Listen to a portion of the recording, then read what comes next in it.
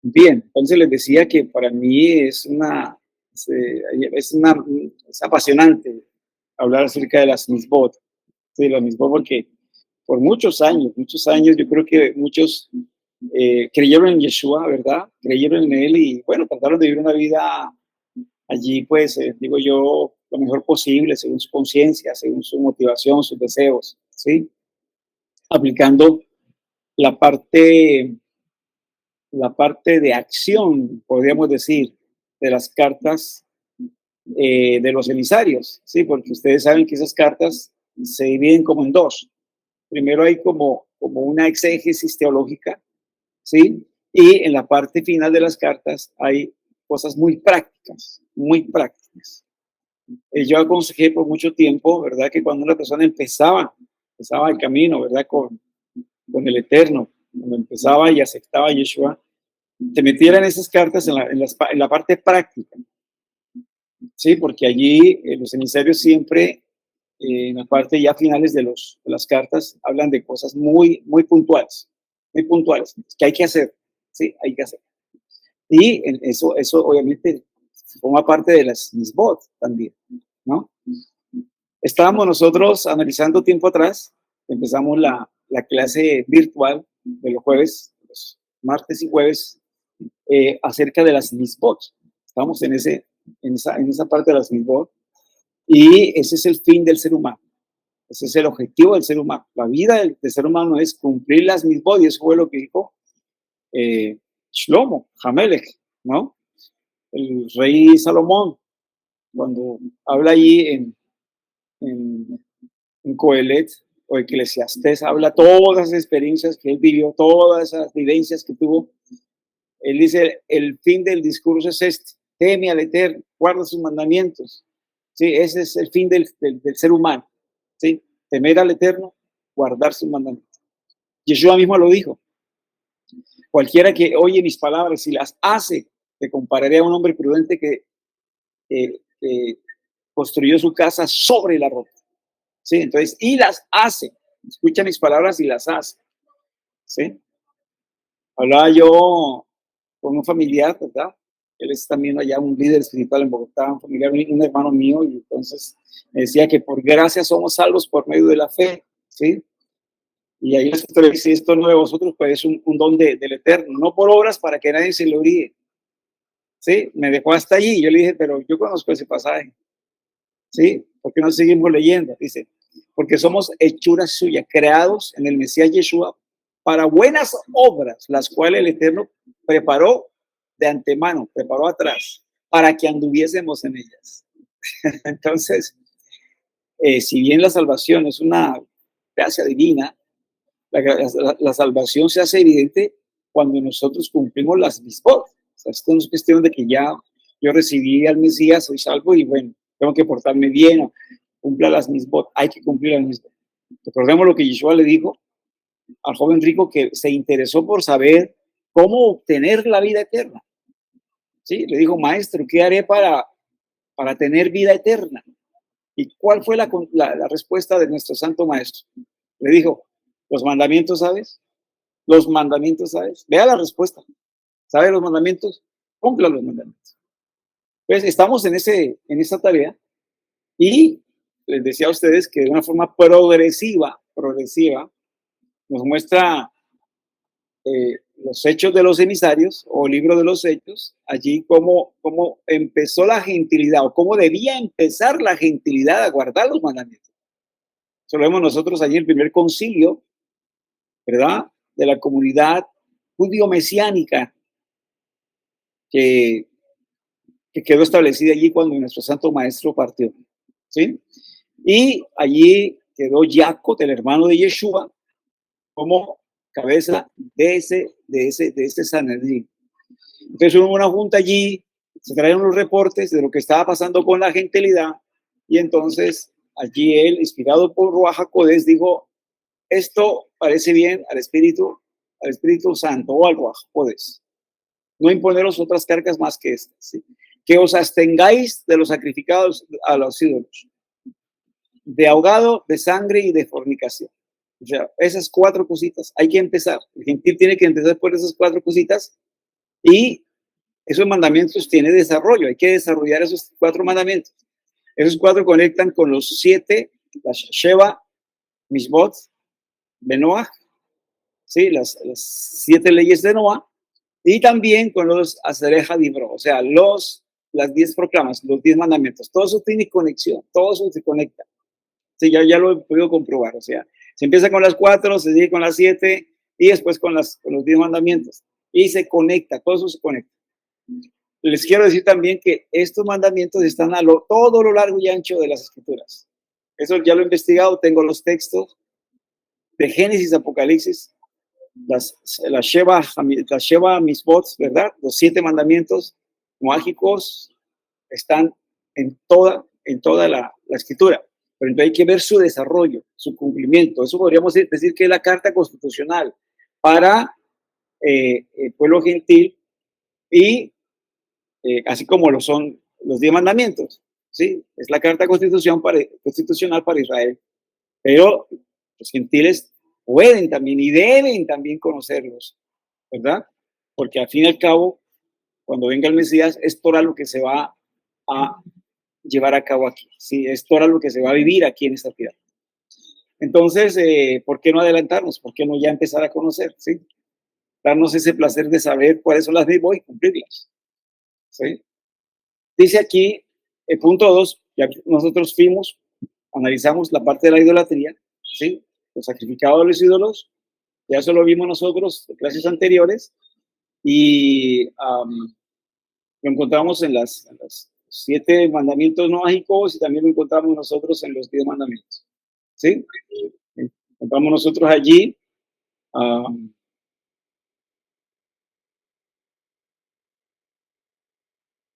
según el cuadro que les mandé, hay un cuadrito allí muy interesante, ¿sí? Y desarrollamos todo eso hasta fuimos a lo que nos dice allá el Talmud en el tratado de Abodá-Zará, más o menos así por encima les dije lo que trataba allí se pormenoriza mucho acerca del trato con el idólatra, ¿sí? De que nosotros no podemos ser como tropiezo para ellos, o sea, como inducirlos a ellos a que adoren los dioses, a que alaben y le agradezcan a los dioses por los favores o cosas que nosotros hacemos. O sea, ve hasta dónde se llega, hasta dónde podemos nosotros o debemos ser muy cuidadosos. Este es el segundo y es abstenerse de fornicación, que le pareció bien al Ruach HaKodesh, ¿verdad? Establecer a las comunidades judías, perdón, a las comunidades gentiles. Dice abstenerse de fornicación, dice también los 7 mandamientos mágicos, no tener relaciones prohibidas, y los 10 mandamientos encontramos no cometer adulterio. O sea que todo tiene que ver con el mismo tema, sí, moralidad sexual.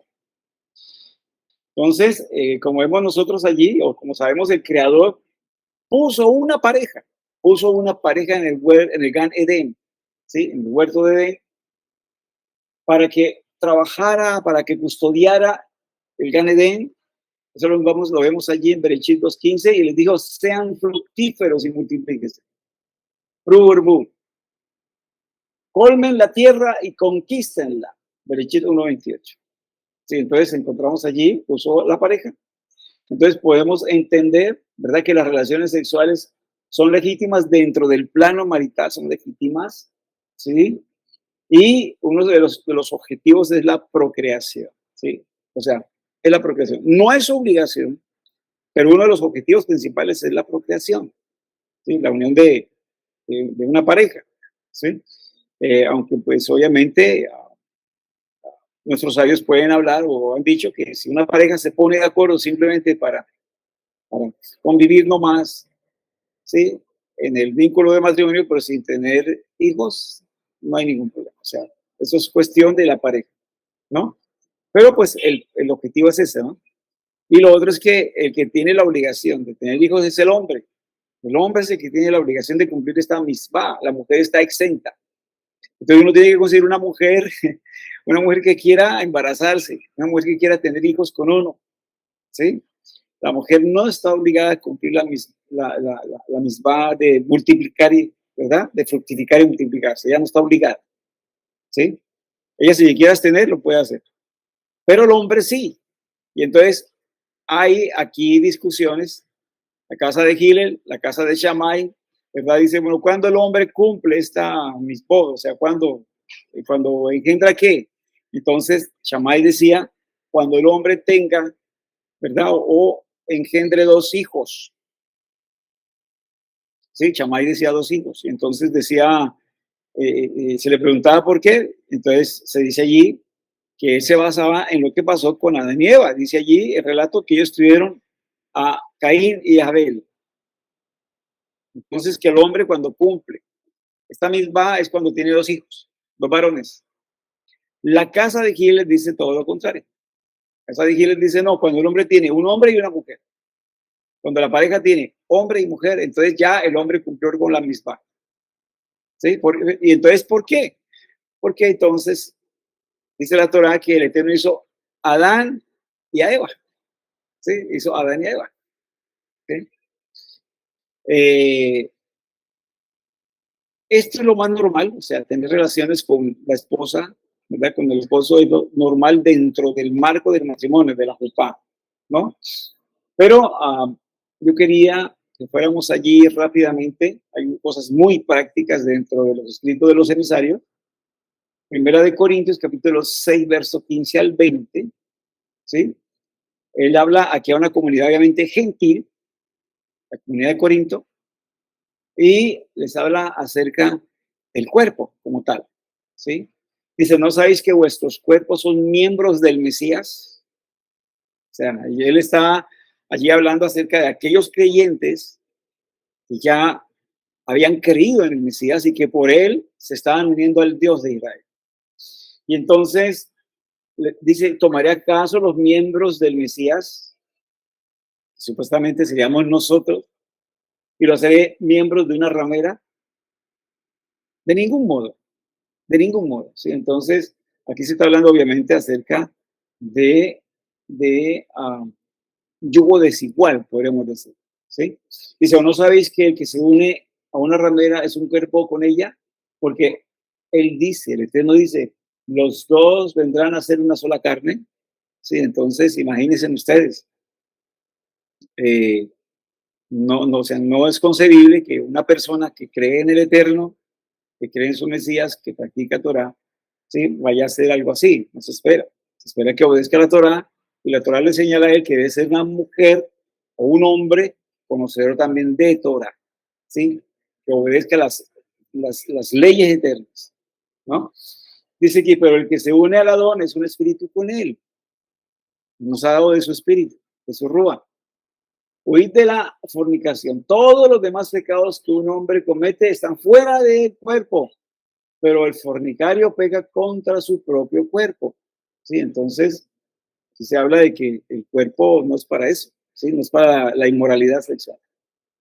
Huid de la fornicación. Y dice que no sabéis que vuestro cuerpo es Beit Mikdash, o sea, el templo de la Ruach HaKodesh, del Espíritu de Santidad, que está en vosotros, el cual tenéis del Eterno y que no sois vuestro, pues por precio habéis sido comprados. Por tanto, glorificad al Eterno en vuestro cuerpo y en vuestro espíritu, los cuales son del Eterno. Entonces, aquí esto es una cosa muy clara, muy práctica, y aquí nos está diciendo de que ya nosotros, una vez que nos apartamos, hicimos una teshuvah shelema, un arrepentimiento pleno, completo, no podemos practicar inmoralidad sexual. Y la inmoralidad sexual empieza, ¿verdad? No solamente con el hecho, con la acción, sino también pensando en unirnos en yugo desigual. O sea, el hecho de ya pensar unirse con una persona, yugo desigual, ya eso es un problema, es una falta. Por lo general, los matrimonios terminan fracasando. Por lo general. Sí, muy raritos. Hay casos, obviamente hay excepciones, pero una persona que se une en yugo desigual, ¿sí? Una persona de otra creencia religiosa, de otra filosofía, ¿sí? De otra ideología, ¿no? Obviamente no va a haber un buen resultado de eso. Y eso es lo que en este tiempo nuestro pueblo pues adolece, ¿no? O sea, adolece de eso, o sea, de la asimilación, o sea, se están permitiendo matrimonios mixtos. Sí, y sabemos nosotros que eso es asimilación total, eso está en contra de la Torah. Y muchos de esos matrimonios obviamente no han salido bien librados, terminado en divorcio, pero el pueblo se está asimilando por el hecho de estar en la diáspora, ¿sí? Y de no tener cuidado a estas normativas que nos deja aquí la Torá. Y aquí está claro, les hablé con un texto que encontramos nosotros de los emisarios, consejos de los emisarios basado obviamente en Torá, ¿sí? Todo esto es basado en la Torá. No, acuérdense ustedes que cuando el pueblo fue allá a conquistar Canaán, una de las advertencias es no emparentaréis con ese pueblo, con ninguno, no entregaréis tu hijo o tu hija a ninguno de los moradores de este pueblo. Pues eso está claro allí. Por eso nuestro pueblo tiene que buscar nupcias o hacer la jupa con gente del mismo pueblo. Y esto mismo han adoptado las religiones seculares. ¿Sí? O sea, han entendido eso y también lo han adoptado las religiones seculares. Se han dado cuenta, ¿sí? Que el evangélico tiene que buscar un evangélico, ¿verdad? Católico, un católico, un adventista, otro adventista, etcétera, etcétera. ¿Por qué? Porque obviamente se van a llevar mucho mejor y porque los hijos van a heredar obviamente esas creencias. Pues aquí, dentro del judaísmo, esto es muy delicado. Hay cosas en el Talmud que se hablan acerca de, por ejemplo, cuando la persona no tiene don de continencia. Y el Talmud hay parte donde dice que el hombre, cuando no tiene don de continencia, pues, y no hay otra, o sea, no tiene esposa, o inclusive hasta teniendo esposa, estando lejos y teniendo ese deseo sexual, dice la parte del Talmud que el hombre se cambie de su ropa, ¿sí? Cambie sus ropajes, ¿verdad? Salga cuando no lo vean por allá y entonces vaya y busque una, una ramera y se una con ella. Eso dice el Talmud. Obviamente, no estamos de acuerdo con eso. Estamos de acuerdo con lo que dice aquí nuestros emisarios, los emisarios del maestro, de nuestro santo maestro. ¿Sí? Y como dijo el mismo Rastad, examinarlo todo, retenerlo bueno. Entonces, hay cosas en el Talmud que sí son muy valiosas y hay otras que no son valiosas. No se pueden aplicar. Para ese tiempo no se puede aplicar. Para todos los tiempos. Entonces, somos templos de la presencia divina y cómo nosotros vamos a unirnos a una persona, ¿verdad? En este caso, pues aquí lo pone bastante, él lo pone bastante duro, o sea, lo pone, el Rastá lo pone aquí, ¿por qué? Porque es lo más fácil, o sea, es fácil ir conseguir una ramera, pagarle y estar con ella.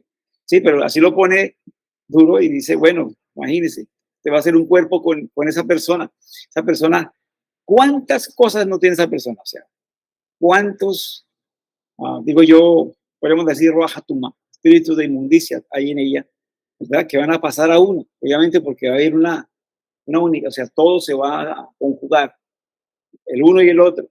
Esas dos almas se van a conjugar, serán una, ¿sí?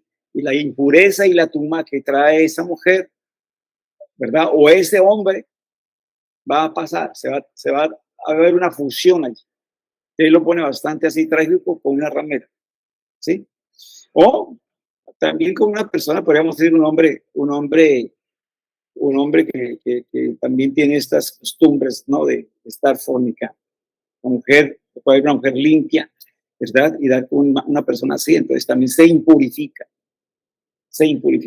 Hablando en términos así muy bajos, pero hablándolo en términos claros y viables, porque lo hemos visto, aquí se nos prohíbe la unión marital, ¿verdad? Con una persona que nos tenga la misma idea, filosofía, creencia de nosotros. O sea, se nos prohíbe totalmente. Podemos. Sí, a no ser que primero, y en un plano de amistad, ¿no? No de compromiso marital, sino de amistad, esa persona se acerque al Dios de Israel, se acerque a la Torah porque quiere, porque le conviene, ¿sí? Sí o sí le conviene. Y eso tiene que ser muy probado, muy probado. Y que no lo haga simplemente porque quiere conquistarlo o conquistarla a la persona. Entonces, se nos advierte aquí, se nos advierte de no emparentar con personas que no tengan las mismas creencias, ¿sí? Con personas idólatras, personas con otras ideologías, filosofías, teologías, se nos prohíbe totalmente. ¿sí? No va a ser muy bien librada esa pareja y sobre todo los hijos no van a saber a dónde coger, porque la mamá enseña una cosa, el papá se puede estar enseñando otra cosa. Entonces hay que tener mucho cuidado ahí.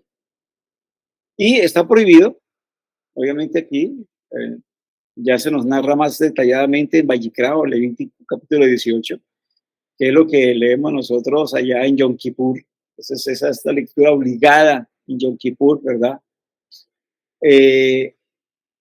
Haciendo aquí como un breve resumen, prohibido copular con la madre, prohibido copular con la madre, prohibido copular con la hermana, prohibido copular con la esposa del padre, prohibido copular con la esposa de otro hombre, prohibido copular un hombre con un animal, prohibido copular una mujer con un animal, prohibido mantener relaciones sexuales homosexuales. Recuerden que él puso hombre y mujer en el Gan Edén, hombre y mujer, ¿sí? Prohibido mantener relaciones sexuales hombre con su padre, prohibido mantener relaciones sexuales con el hermano del padre, prohibido ponerse en cualquier situación que pueda derivar de un acto sexual prohibido. ¿Sí? Hoy todo esto se ha avanzado, todo esto ha avanzado, la tecnología ha avanzado y entonces, o sea, la imaginación del ser humano es inmensa. Entonces ya se hace sexo con, con cosas diseñadas por el mismo hombre, como son las famosas muñecas como juguetes sexuales, ¿sí? Aparatos y cosas de estas que ya, ¿no? Ya, o sea, deja mucho que entrever de la persona, ¿sí? Y lo peor de todo es que todo esto se está legalizando. Todo esto que yo les acabé de hablar se está legalizando, se pretende legalizar. Ya les hablé tiempo atrás, como aquí en Colombia, allá un político estaba abogando porque la relación sexual entre hermanos consentida no tuviera ninguna penalización aquí en Colombia. O sea, eh, si era consentida de personas adultas, si eran dos hermanos adultos que consentían tener relaciones, ¿por qué no? Si ambos consienten y quieren, ¿por qué no? Entonces, que legalizar eso, las relaciones, ¿verdad? Con hermanos. Y así poco a poco se va avanzando. Acuérdense ustedes que el mismo libro de Vayikra o Levítico 18 está hablando el Eterno allí de que estas naciones, ¿quiénes? Egipto y Canaán, las naciones cananitas, tenían esto como norma, tenían esto como ya legal, era algo legal, algo normal, totalmente normal, tener relaciones de este tipo, de las que hemos hablado aquí, y de las que están prohibidas en Vayikra 18, ¿sí? Ya habían hecho de ellas, ¿qué? Ley, o sea, la habían establecido como ley. Entonces, les dejo como tarea leer Vayikra 18, ¿sí? El tiempo se ha ido, quedan 3 minutos, voy a aprovechar estos 3 minutos simplemente para preguntas y respuestas. Entonces, vamos a dejar allí lo que es la parte de la clase y vamos a proseguir entonces a las preguntas, ¿sí? Para los que van a ver esto por grabación, a todos, ¿verdad? Shalom, Ubrajo, paz y bendiciones.